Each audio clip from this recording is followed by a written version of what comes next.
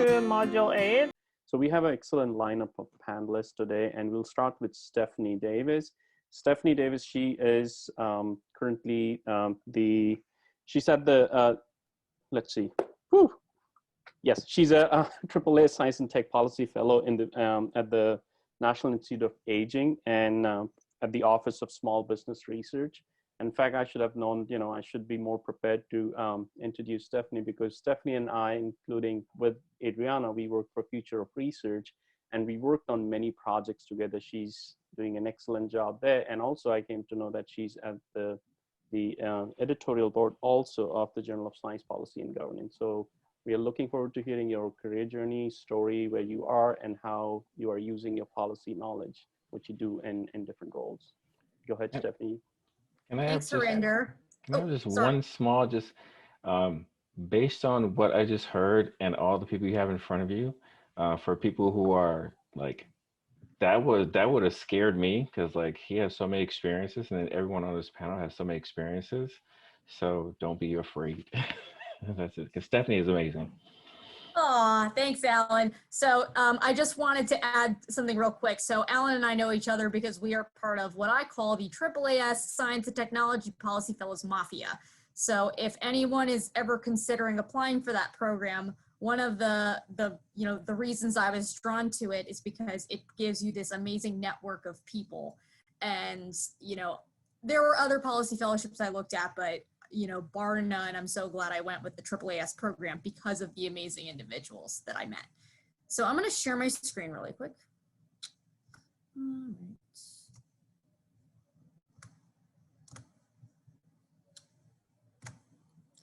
right. Okay. So this is my story. So I went from being a fancy pharmacologist to a federal employee. So to give you all a bit of a background about me, I started graduate school at the University of South Florida School of Biomedical Sciences in the fall of 2012. So I am originally a Florida native. If you're wondering what the background is in my Zoom video, it is Clearwater Beach. I also grew up near the ocean.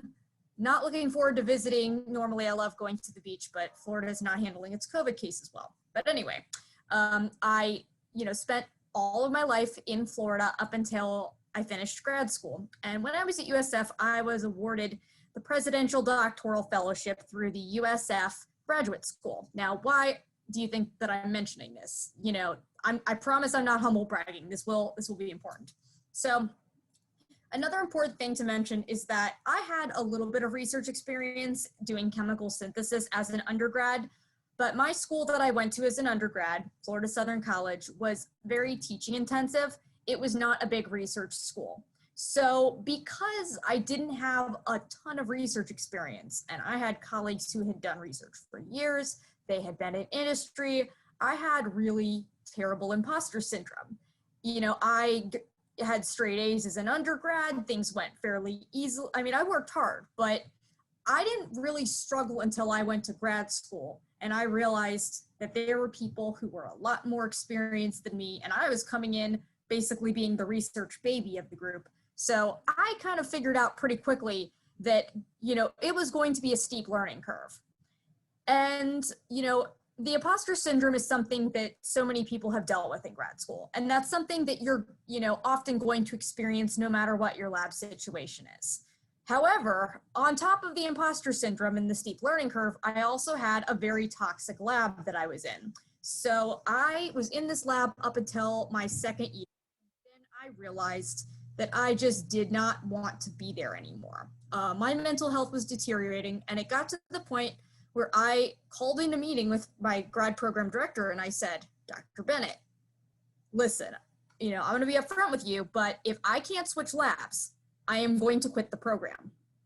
Thankfully, that doctoral fellowship I mentioned meant that I was fully funded. So any PI had to pay for my experiments, but they didn't have to pay for me.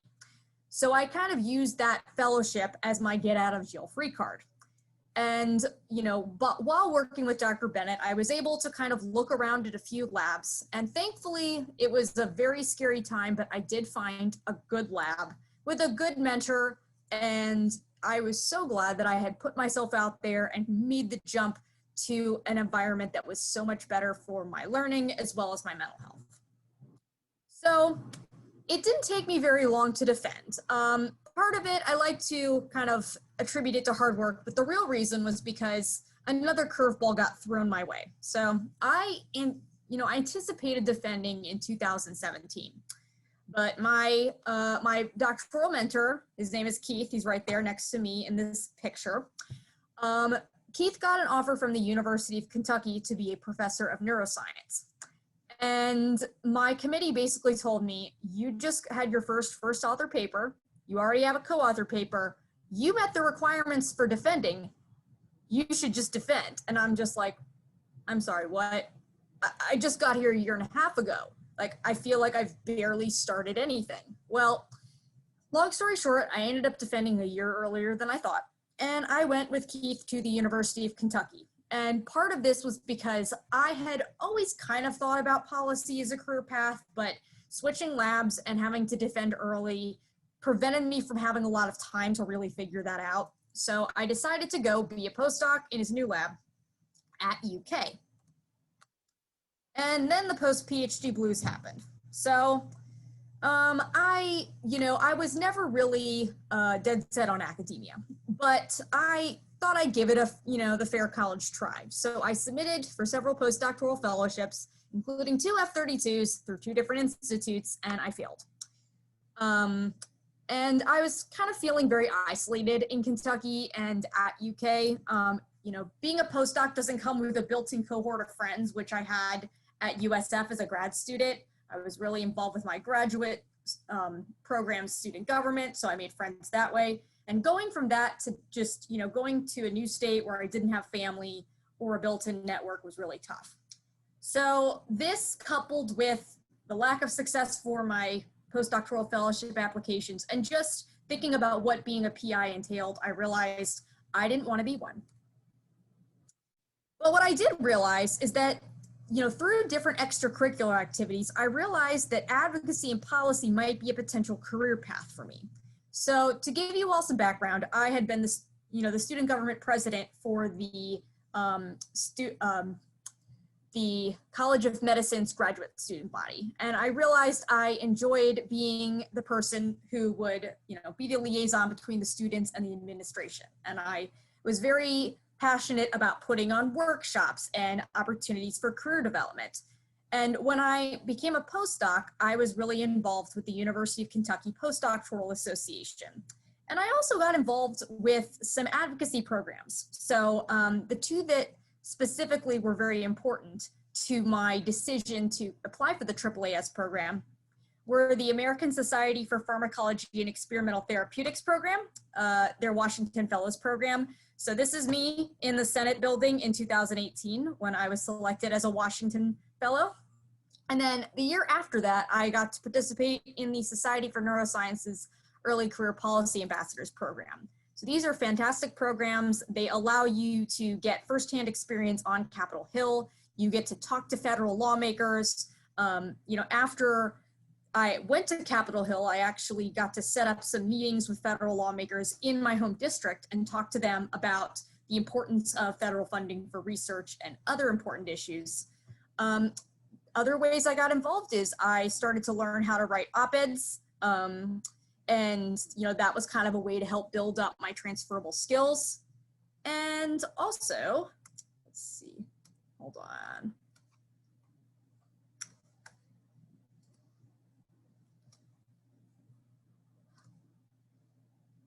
Okay, sorry, my screen froze there. As I mentioned, I got involved with the Postdoctoral Society. So being involved with that also gave me the opportunity to, work with other postdocs to help with the building of a new postdoctoral office at UK. And now they have one. So that was a really great opportunity. And finally, as Harinder mentioned, being involved with Future of Research was such an important experience for getting policy and advocacy experience. So that's something that I did when I was a postdoc, and I'm still involved with it now.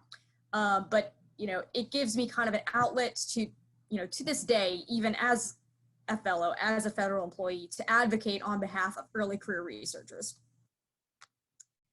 So then there was one other thing besides my extracurriculars that was really important to, getting me where I am today. So I applied for an internship at the University of Kentucky Office of Technology Commercialization in 2018, and I didn't get it. So that was a big bummer. I really thought I had it in the bag, but it turns out that, they had someone that fit the position a little more. So I ended up talking to the staff members and figuring out what I could do better next time. And, I kept those relationships. I maintained them for the next several months. And then about in January of 2019, I got a text message from the woman who would have been my boss. And she said, "Stephanie, would you like to be an intern for the incoming class?"